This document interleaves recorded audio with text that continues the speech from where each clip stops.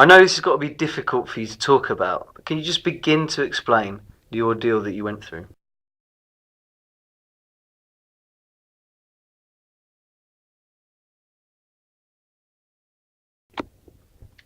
Yeah.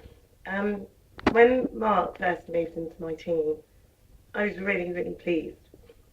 He came across as really charming and just a really nice guy. But then actually I soon discovered that behind this lay a really evil man. I didn't really know where to turn, and I tried to speak to Kelly Harold about it. Then I soon found out that her and Mark were actually having an affair, so she wasn't any help. I've been told that it was Mark's stare that got her interested. I'd say it was around 2006 when I first noticed Mark looking at me. It just made me feel really uncomfortable. I mean, he used to sit opposite me, so I just couldn't avoid it. I literally used to go home and cry every night, waking up imagining him hiding in my wardrobe. Well, Mark started in my team when he first moved to Zenith, and at first, we all thought he was a top lad, but it definitely became clear there was a dark side to his personality. I mean, in the first week, we caught him stealing toys from children's magazines. So was there a point where you felt your life was actually at risk? There was a time when I actually feared for my life, seriously. Like, we were working late one night when only the two of us were left in the old press department. I mean, Pete Williams had invited me to go swinging with him and Will Aves, but, I declined, obviously. I really wish I'd said yes now. Once they'd left, though, Mark just stared at me for like 15 minutes, looking like he was going to rip my head off. I was just so frightened, I actually wet myself with fear. Mark and I would be in taxis coming back from meetings, and we'd be just chatting away. And I'd look at Mark and then notice that actually his pants were down by his ankles. When I asked him what the hell he was doing, he would just look at me and say, looking forward to Glastonbury. I started bringing the shag to work in the end in case he tried something, but to be honest, most of the lads I think were wearing stab-proof vests anyway at that time, do you know what I mean? If it hadn't been for Mark's stare, do you think you would have actually stayed at Zenith? Oh, almost definitely. I mean, I only left because I thought one day they would find my body wrapped in fucking Lloyd's TSB voucher copies. Yeah. Mark forced me to leave lifelong friends behind, and I'll never forgive him for that.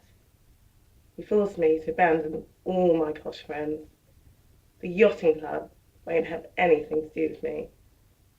And now I have to go to public counselling sessions. I think I've actually seen Tom Sharkey there as well. No, I'd been offered the job as quality controller at KFC, so I was never going to turn that one down.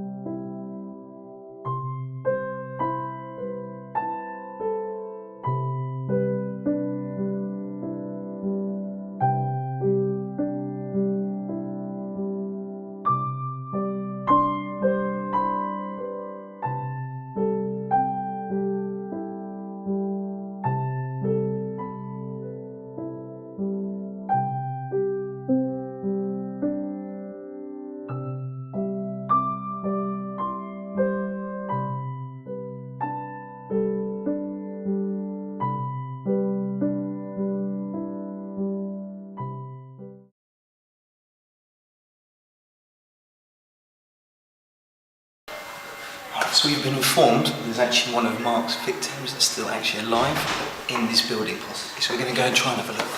Come on. I don't think that was her. Come on, shh.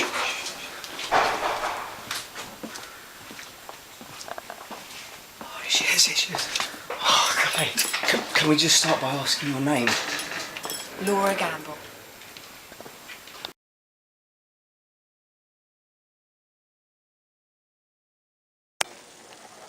Laura, can you explain what happened and how you came to be imprisoned in this basement?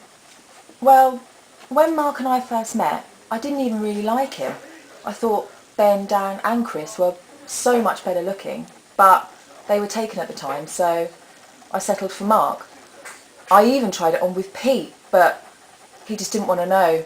he's still in love with Ed Duncan. So once Mark's affair with Kelly Harold came to an end, and then he had a brief fling with Joe Bartlett, I moved in. Things started off so well, but some of the girls warned me about his stare, but I just thought they were jealous. Things began to change. I remember Mark watching a programme on Joseph Fritzl. It fascinated him. We even went on holiday to Switzerland and went to his house. Then, one day I woke up and he'd dragged me in here. He's kept me in here for almost a year now. I never left Zenith. I've been imprisoned here in Mark's sex dungeon. Quick, quick, move, he's coming, quick! Get out! Go!